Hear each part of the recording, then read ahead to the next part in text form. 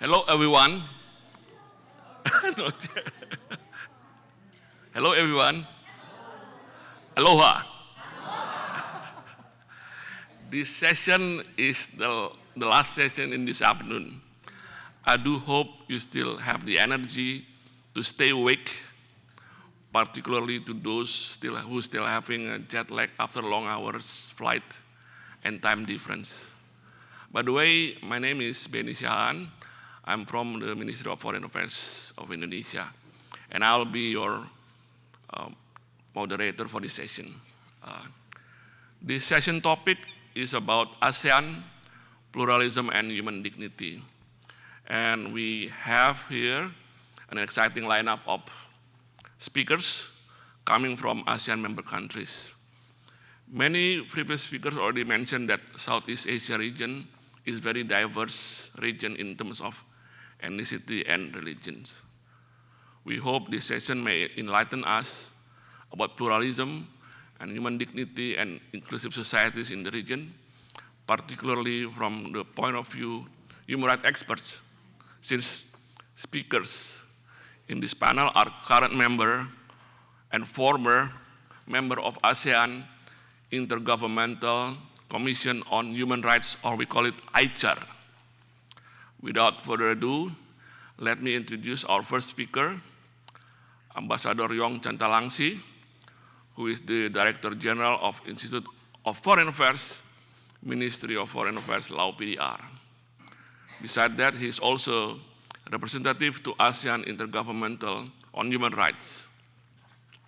Our second speaker is Professor Eugene, who is Singapore representative to ICHAR, and he's also an associate professor at Singapore Management University. Our next speaker is Mr. Edmund Buntaisun, who is representative Malaysia to ICHAR and a human rights lawyer for 20 years. As you may be aware, Malaysia is the chairman of this ASEAN chairmanship this year, and the Malaysia big theme is inclusivity and sustainability, which is, I think, fit to the big theme of our conference. Our last but not least speaker is Ms. Yuyun Wahyuningrum. She is the Executive Director of ASEAN Parliamentarian for Human Rights and former Indonesia representative to ICHAR for 2 terms. I hope all speakers will speak about 15 minutes and will be followed by questions and answers. To begin, Ambassador, you have the floor. Thank you. Thank you. Do you hear me? Aloha. Thank you, Mr. Benny, our moderator. Out of the introduction that he was so kind to introduce me to you, I should, since we are talking here about diversity, about freedom of choice, about human dignity, I am a person of 2 centuries. I am a son of a Chinese, Cantonese, and my mother is Vietnamese. But I'm Lao. I choose, as the Constitution allowed me to be a free man of free choice, I choose to be Lao. I have grown up with Catholic education in French, and all along my childhood, I have been listening to Thai radio, reading French literature, Thai literature, and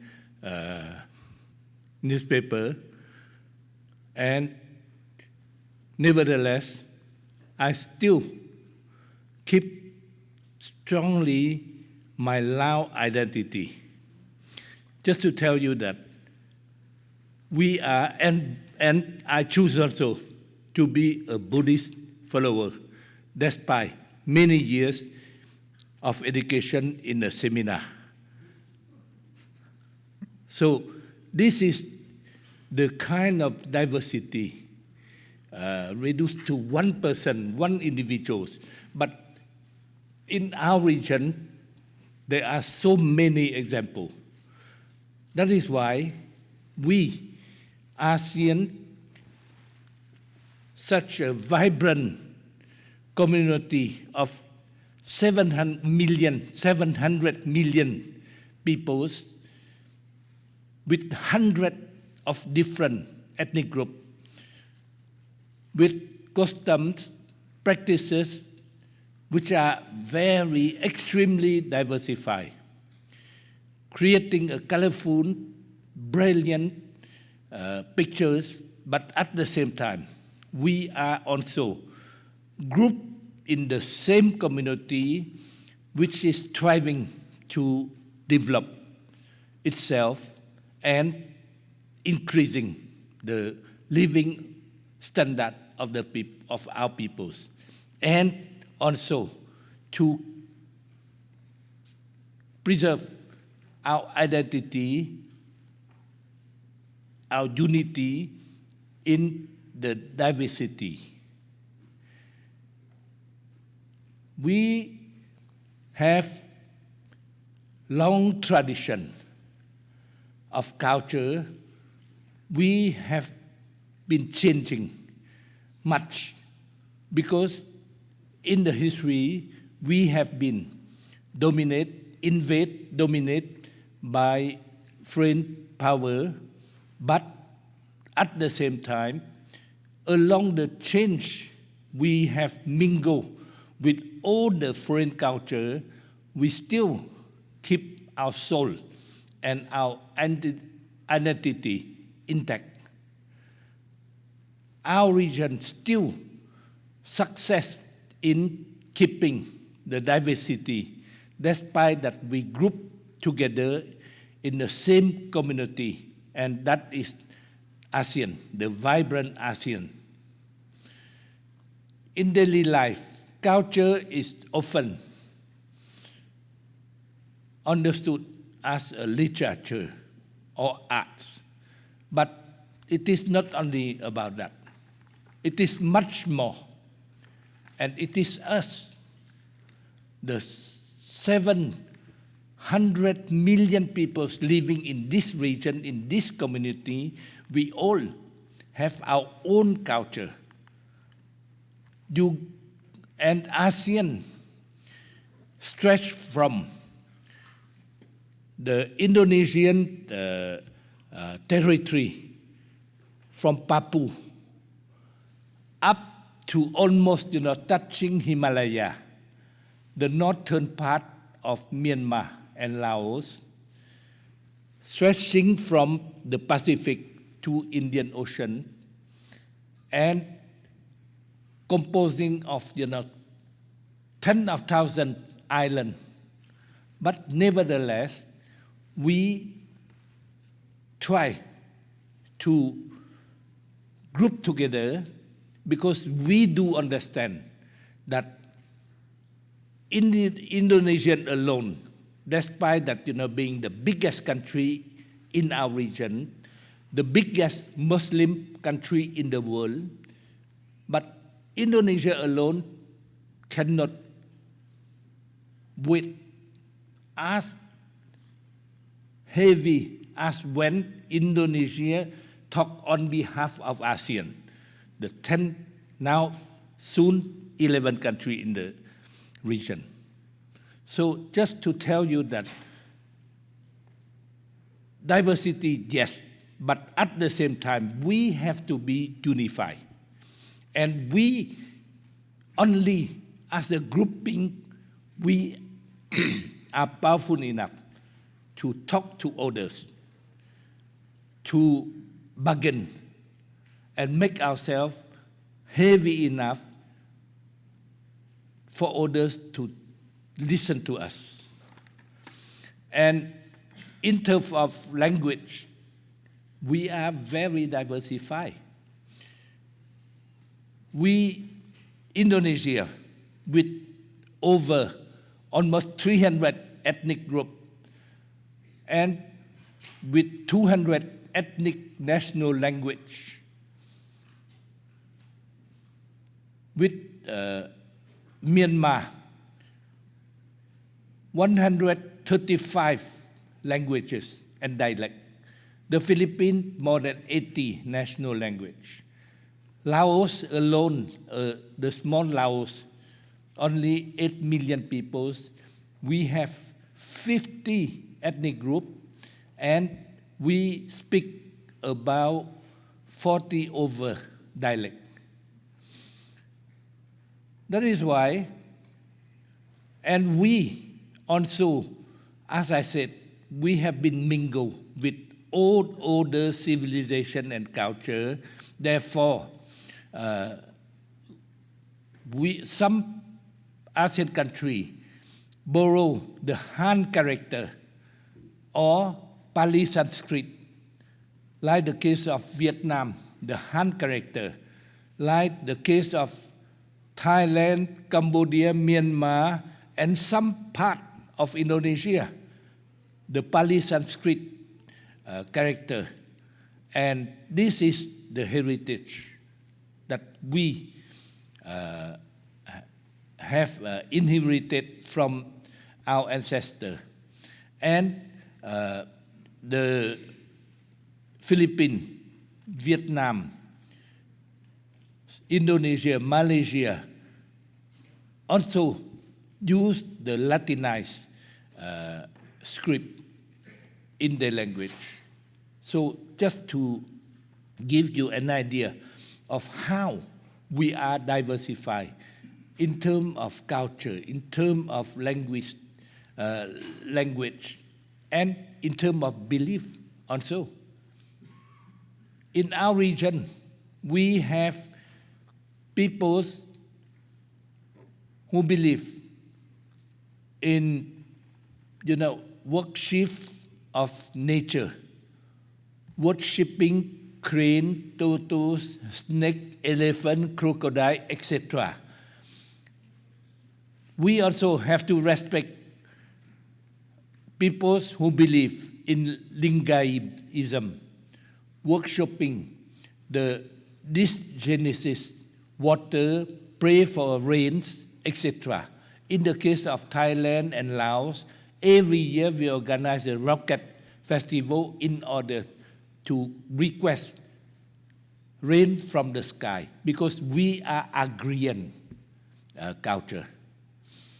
And we also worship that our ancestors, grandparents, mothers, goddess, and others, among others. This is with regard to religion.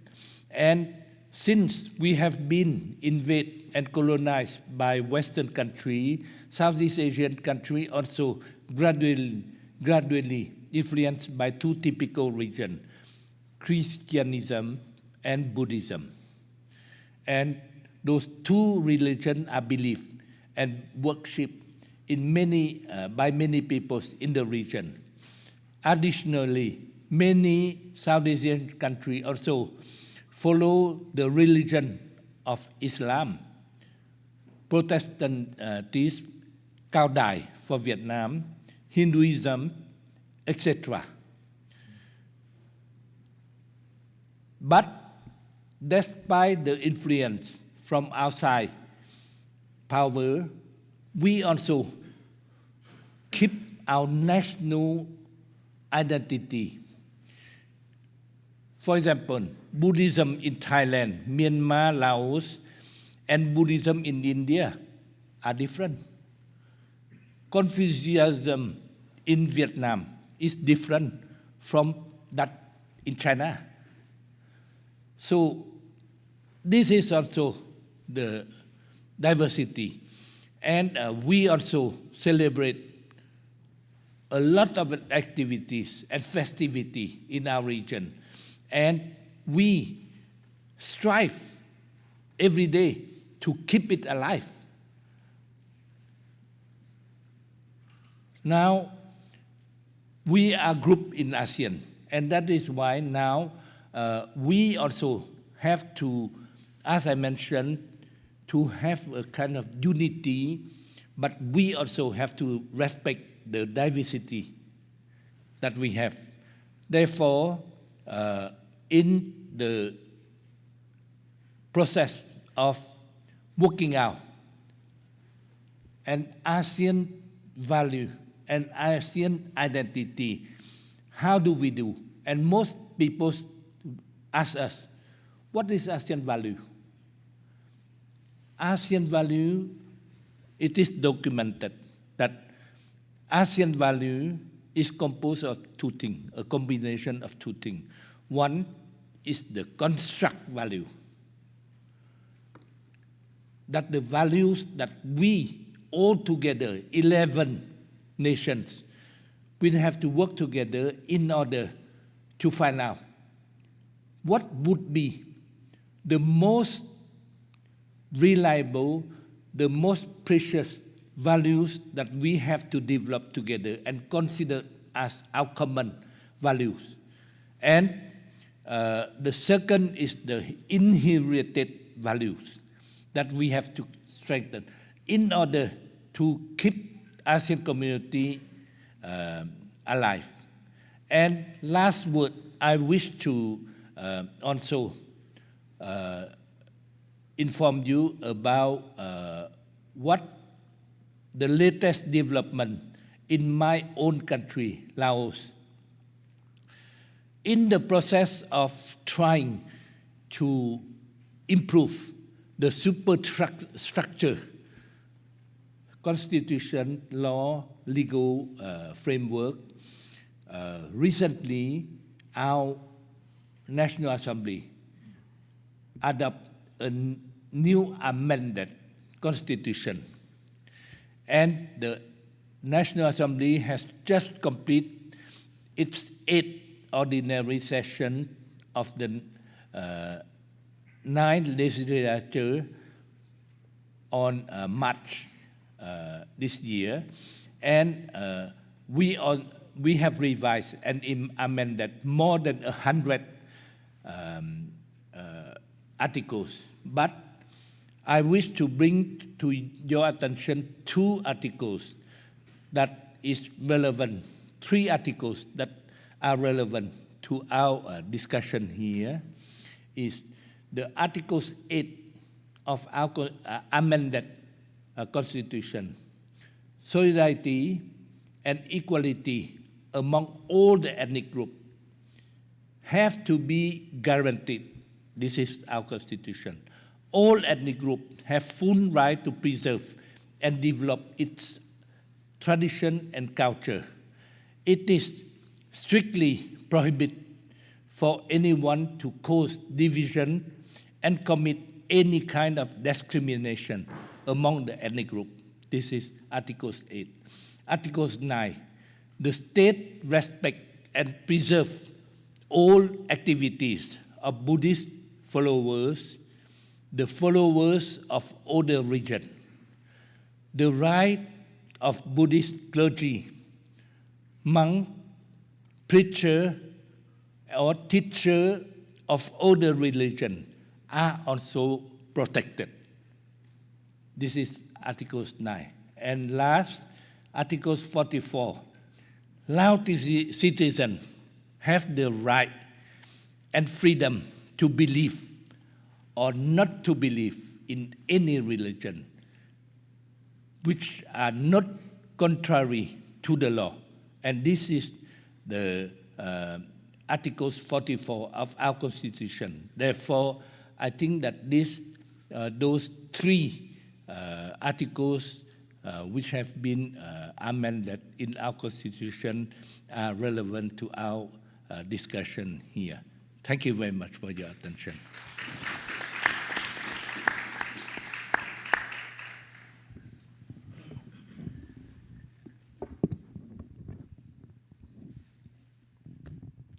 Aloha.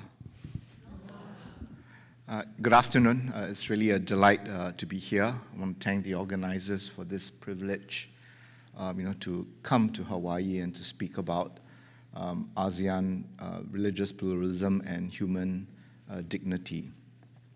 I think Ambassador Yong had already highlighted the sort of differences or the diversity within Southeast Asia. And I think it's important that despite the differences in the region, it is important for the region to travel well. So that's the sort of sub-theme of my presentation. There are three key themes that I want to touch on in my presentation today. Is broadly about ASEAN and human dignity, and I try to show how the different concepts of human dignity, religious freedom, and rights, how they add up to societies that can flourish. And one of the things that I think when you look at Southeast Asia, is the centrality of multiple identities. I think this is the recognition that people do have, individuals like you and me, we do have multiple identities, right? Ambassador Yong gave, the kaleidoscope of identities, that he has. So we all have, our ethnic identities, which could comprise our race, our religion, but we also have our civic identities. And nation states, in order to thrive, need to have that civic identity. Right? It is the civic identity, ultimately, that must come first, particularly in the public square, when civic and ethnic identities compete or even conflict. The second key theme is that religious freedom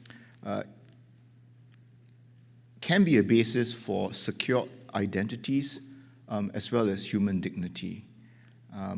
And when you look at the diversity of religions in Southeast Asia, I think conflict certainly could be manifested, but I think it is also important when we think about our core identity, that religious freedom plays a big role, and that also contributes to human dignity. And the third theme is, multi-religiosity and religious harmony. They're not preordained. Right? But instead, it is a journey, rather than a destination. Right? In other words, we might seem to be getting there, but perhaps we will never get there. Right? But we are getting closer, to the destination. I'd like to show this map of Southeast Asia because when you look at the map of Southeast Asia, and again, Ambassador Yong had done the heavy lifting of pointing out, this region. But I want to just point out, the religious diversity, right? So we know Indonesia is the largest Muslim democracy in the world. And of course, much of island Southeast Asia, right? Maritime Southeast Asia, Islam is prominent, right? For example, in Malaysia, as well as Brunei and southern Philippines. Then you do have Christianity as well. Christianity, for example, in the Philippines, as well as in Timor-Leste, right, which is now an observer in ASEAN. Then you have, in mainland Southeast Asia, Buddhism, right? Vietnam, Cambodia, Thailand, and Laos. So what I could say here is that, you have, the many different religious traditions, being represented in Southeast Asia, and it is not a recent phenomenon, right? It is something that has gone on, for millennium. So obviously, what I'm trying to put forward here is that religion matters, and because religion comprises, for many of us, a core part of our identity, I think it stands to reason that religious pluralism and religious freedom, would be vital for individual and societal flourishing. And so I think that the big question that Southeast Asian societies have to grapple with really is how would each nation-state practice religious freedom and other civil liberties, and how human dignity is given effect to. So I think we have these values and norms of accommodation, that we need to inculcate these values and norms of accommodation for people who are different from us. And I think the challenge for society that is characterized by diversity is really how to disagree in an agreeable manner. So this is something which I pointed out earlier. But even so, sorry, I'm just not getting a sequence right. But the other thing, of course, is that when you look at religion in Southeast Asia today, right, it is to varying degrees important in the construction, the political mobilization, the legitimization, as well as nation building and integration in many Southeast Asian countries. Right? So in other words, religion remains a fairly potent force in Southeast Asia. And of course, many Southeast Asian countries, if not all, see religion as an internal fault line, right? That it could also be the cause of maybe faith-inspired extremism. And I think of concern to Southeast Asian countries is also that religion or religious freedom, right, could sometimes be seen or misunderstood as a tool of foreign interference, and all this taking place amid increased religious piety in this region of about 700 million people. So I just want to introduce you to some key ASEAN documents where I think they sought to engage with the idea of religious freedom, rule of law, and human dignity. So I think if we start with the Bangkok Declaration, right, so in 1967, right, this was the document that sort of established ASEAN, right? And there were the five original members, that founded ASEAN in 1967. And so the declaration, in its fifth principle, talks about, that the association seeks to secure for their peoples and for posterity the blessings of peace, freedom, and prosperity. Right? And again, I think the question is, how are these countries going to achieve peace, freedom, and prosperity? The ASEAN Charter, right, which came 40 years later, right, and this really is the constitution, of ASEAN. Talks about in Article 2I, talks about ASEAN member states shall respect for fundamental freedoms, the promotion of and protection of human rights, and the promotion of social justice. Right, and again, I think the question is how do we get there? What are some of the key concepts and ideas? And then we come to the ASEAN Human Rights Declaration of 2012, and if you look at Article 2, Clause 1, it makes that specific reference to all persons are born free and equal in dignity and rights. They are endowed with reason and conscience and should act towards one another in a spirit of humanity. And then, of course, in Article 22, which my colleague Edmund mentioned earlier in his keynote remarks, every person has a right to freedom of thought, conscience, and religion. All forms of intolerance, discrimination, and incitement of hatred based on religion and beliefs shall be eliminated. So I think when you look at the ASEAN documents, it is clear, that religious freedom is something that all ASEAN member states must promote and protect. You also have, human dignity, which forms, an important part of how people's lives ought to be managed, or that there must be respect given to the dignity of the individual.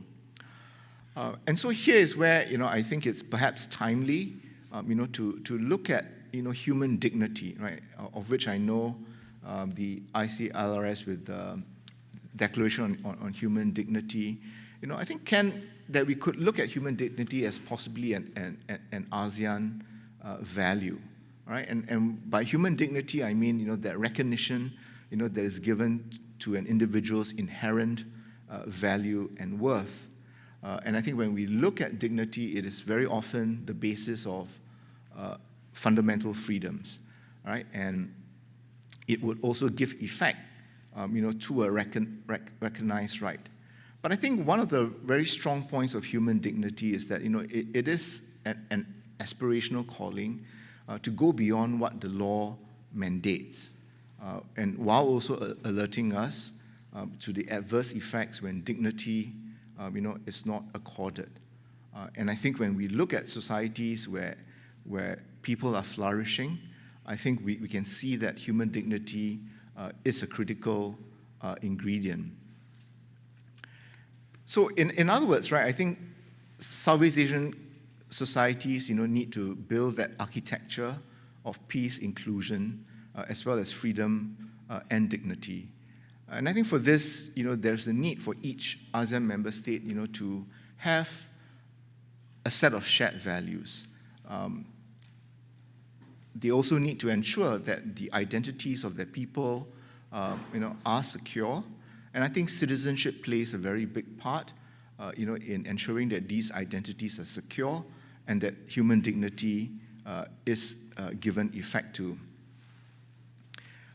I think fundamentally, when we look at societies that are very diverse, they are not sustainable if they don't have a coherent set of national values. So in a way, it's like mountaineering, right? All the mountaineers, we have a shared purpose, but what holds the group together is the shared values, right? Shared values will tell the group of mountaineers what is it that they ought to do or what they shouldn't do in the quest, to reach the summit. And so it's interesting that, you will read accounts of, the passage up to the summit of Mount Everest, being strewn, with dead bodies. So I think this is important. And the other point that I want to draw attention to, and I know my time is up, is really the independence of religion, security, and citizenship. Being involved in religion and rule of law training, with the International Center for ICLRS, Law and Religion Studies, I think over the years, I've become very persuaded, that ultimately, religious freedom. Let me put it this way: a state needs to make religion, as well as non-faith, feel secure, and religious groups need to also make the state feel secure, right? And the way I look at it is that the security of all these different entities are interdependent, right? So if any one component, one entity doesn't feel secure, I think it affects all the other entities. And I think this is where citizenship, can be that powerful mechanism by which, religious freedom can be accorded, and the nation state, can perhaps feel secure. And I think when we look at citizenship, it's really recognizing the multiple identities of a citizen. It is also, I think citizenship can align values and identities. I think it will be able to demonstrate that being a good citizen, does not preclude one from being a good Muslim, Christian, Buddhist, Hindu, or any other faith, or not, or even if you don't hold on to any faith. Because I think when religious identity is secure, citizenship can then be the basis of a complementary civic identity and belonging. And I think this is something that many countries, including those in Southeast Asia, can put attention to, right? Trying to make citizenship meaningful, carrying you with it, that body of fundamental freedoms and human dignity, as well as, the rule of law. So let me just quickly wrap it up, right? I think it is clear, that religions and faith communities are crucial to the nation-building process in Southeast Asia. But I think it's important to recognize that there must be platforms, right, by which there can be dialogue, engagement, and trust, whether it's vertical or horizontal, right? Because we often talk about the vertical as the relationship between the state and the faith communities, but horizontally is also important because the individual faith communities need to be able to live agreeably with one another, right? To create the environment that is safe for religious freedom to flourish, right? Because if any religious group feels insecure, then I don't think the religious freedom of the other groups will be secure either. And so this is where I think the importance of interreligious literacy, understanding, and dialogue becomes important. Right, so thank you very much. I apologize for going beyond my time.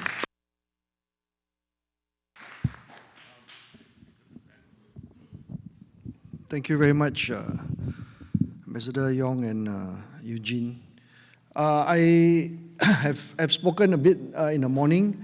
I just want to go to 3 quick points. I'm not going to elaborate or repeat what my colleagues have mentioned. They've been really helpful in setting the scene.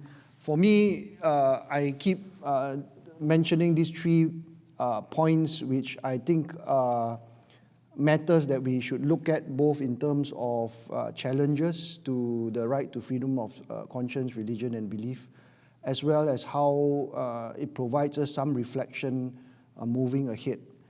So this morning we heard very enlightening and very diverse views on different aspects of protecting and creating a peaceful and inclusive society.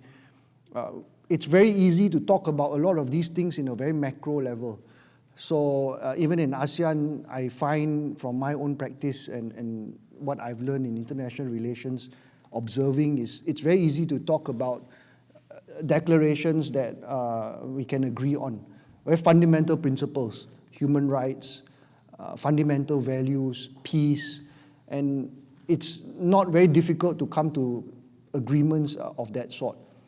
But I think what's more challenging, and sometimes we don't delve deeper in, is more of the micro, more of the meta. So it's very easy to come to conferences like this to speak about macros, and everybody will come and agree. So a lot of the things that we hear about, a lot of the things that I hear about even in my own country are very positive, because we talk about it in terms of, yes, let's have tolerance, let's have acceptance, let's have understanding. Even in the speech that I gave just now, we speak about it in very large terms, very broad terms, and it's very easy to speak about it. But then when you come to, and there's a lot of academic literature on this as well, when you come to the meta, when you come to the micro, when you come to how you operationalize these principles, it becomes very difficult. It becomes very difficult, and we see that in a lot of the different cases that we have in Southeast Asia of religious persecution, religious discrimination, state-controlled religion, and to a large extent, it's not black or white. You can't say that you have a completely secular state where there's no place for religion, it protects human rights, because we have seen countries go a different way. And you can't also completely say that a country that has religion, a state-controlled religion is good for human rights. So it's always a balance, it's always operationalizing it. I want to put that in as a preface, because the 3 points I want to make are very important. I think we need to look, and I learned this myself, I still find, I read a lot of stuff, and I have to actually, but I still find that Galtong's conflict triangle is very, very useful for us to look at, and very useful for us to keep reflecting and using it to operationalize the micro. Galtong's violence triangle is one, generally it's a positive piece and a negative piece. So you have a ceasefire, you stop the war, you stop the violence, fine. That's negative peace, right? But we sometimes don't talk about the other things in terms of positive peace, and human rights comes within those matters of positive peace. So when we look at the triangle of violence, we keep talking about the direct violence, but we also need to think and talk about the structural violence and the cultural violence. And the cultural violence, issues of religion permeate issues of how different societies treat, communities treat themselves, or how they are perceived, or how they are depicted. And someone mentioned, I think this morning, the Rwanda. I think they were called cockroaches. Somebody mentioned Rohingya. They are stripped of citizenship. That's structural violence. Calling someone a cockroach or an animal is cultural violence. And so religion plays a very important part in that, because religion comes within that triangle as one of the drivers, enablers, and also disablers of matters that come within that cultural violence. So I want to just leave it here because for that first point, because for me this triangle is very, very important to look at, and if we want to do work on advocacy and operationalizing protection of religious freedom, whether for majority or minority groups, we need to start looking at it from that angle and not just start only talking about direct violence or physical violence that is manifest. Structural and cultural violence are not manifest. Legal discrimination, constitutional discriminations are not manifest. So conflict triangle is very important. The second point I want to talk about is again the macro, right? We keep talking about dialogue, we keep talking about interfaith, interreligious inclusion, sharing good practices, exchanges. I agree completely with that. That's macro. But how do you have genuine dialogue when two parties or three parties come from different power asymmetries? How do you come and have proper dialogue in a country, for example, where a group, usually the majority group, has extreme power and has resources at its disposal, not just in what is written in the laws or the constitution, and that's structural violence because there is legal discrimination, but also in terms of how, in terms of the majority power, you have the media, you have state-owned enterprises, you have imagery, you have all the other institutions that support you. So you can't really have genuine dialogue. You cannot have genuine dialogue where one party or one religion or one representative from that particular community has extreme power in its disposal. So how do you balance that power? So a lot of the religious issues, not just in Southeast Asia, are about power.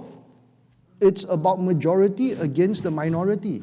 And that's where the best we can do, or the best we can talk about as human, for my part, speaking from a human rights advocate perspective, is that human rights provides a limit to that power.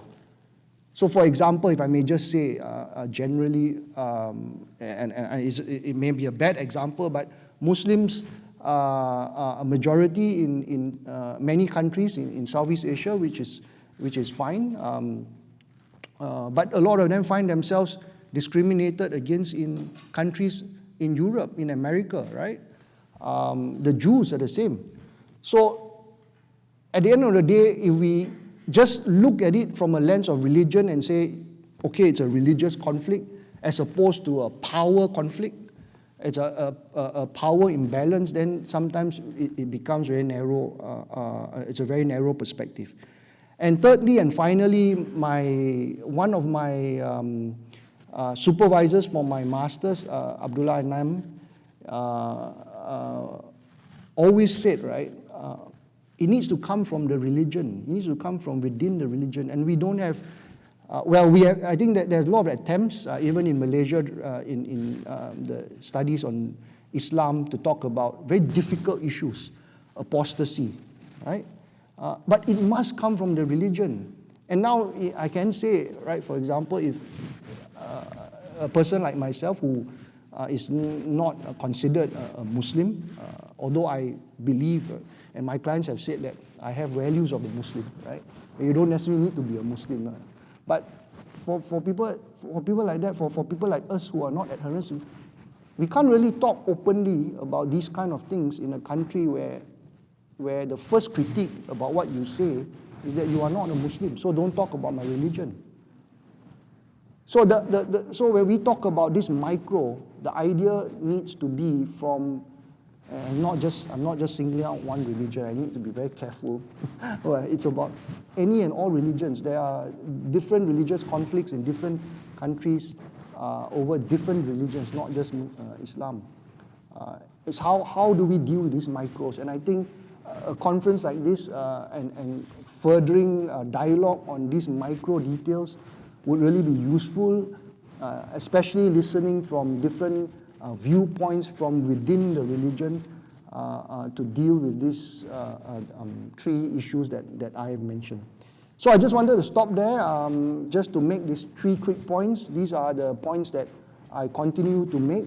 These are the points that I see both as challenges in terms of how we can move the advocacy forward as practitioners and also as academics, and also I see these as reflections for those who may not have heard this before, and I thank you for your attention.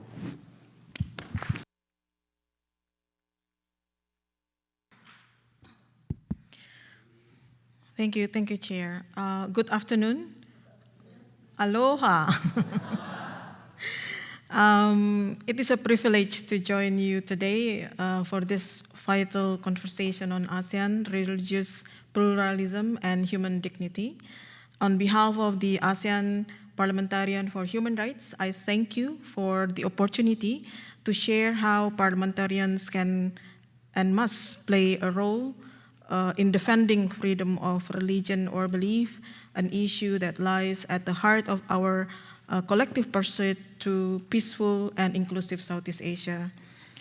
But let me begin by briefly introducing the APHR. The ASEAN Parliamentarian Human Rights is a regional network of current and former lawmakers from across Southeast Asia. At the moment, we have 174 members from Southeast Asian countries, such as from Cambodia, Indonesia, Malaysia, Myanmar, Philippines, Singapore, Thailand, and Timor-Leste.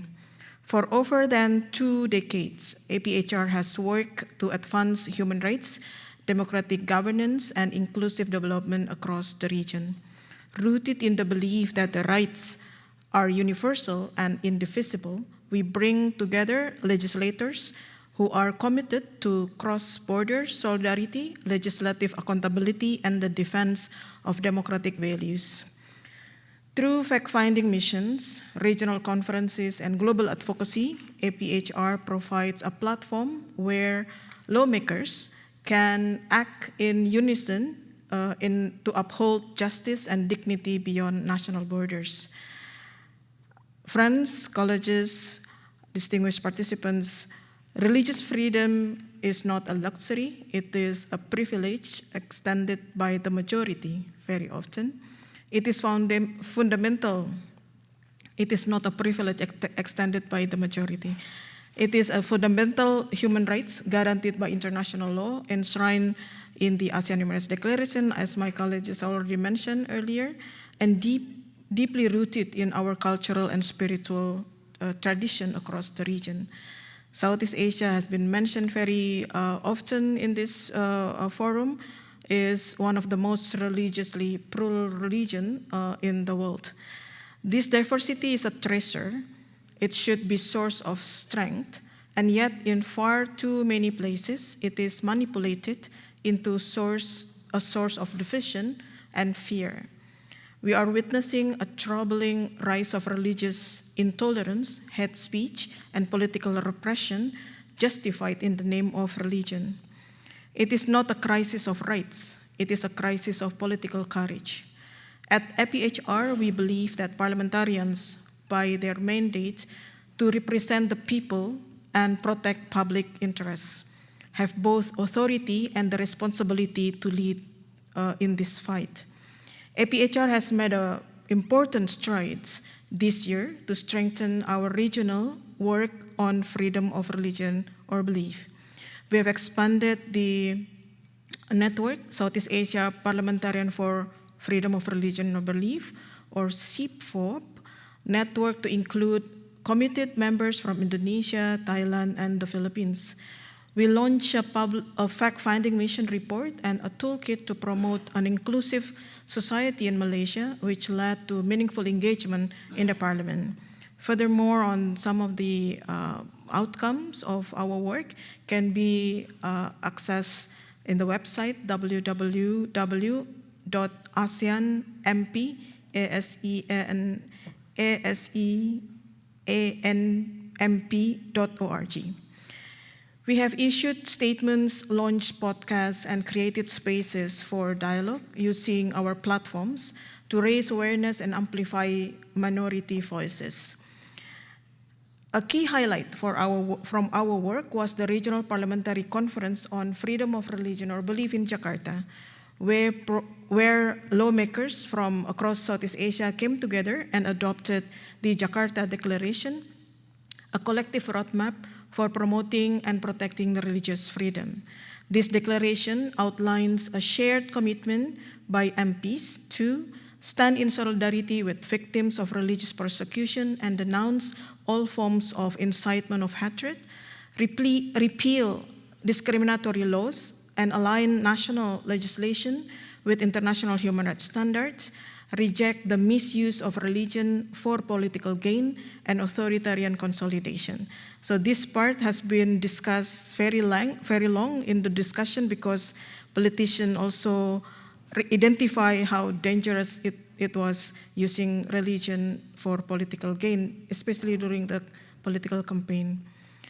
And then engage with civil society, faith-based communities, and national institutions to build durable protection for freedom of religion or belief, promote meaningful interfaith dialogue, public education, and inclusive governance, and support capacity building across borders to share best practices and strengthen parliamentary advocacy.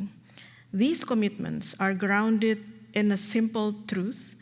Religious pluralism is not merely about tolerance. It is about justice, equality, and belonging.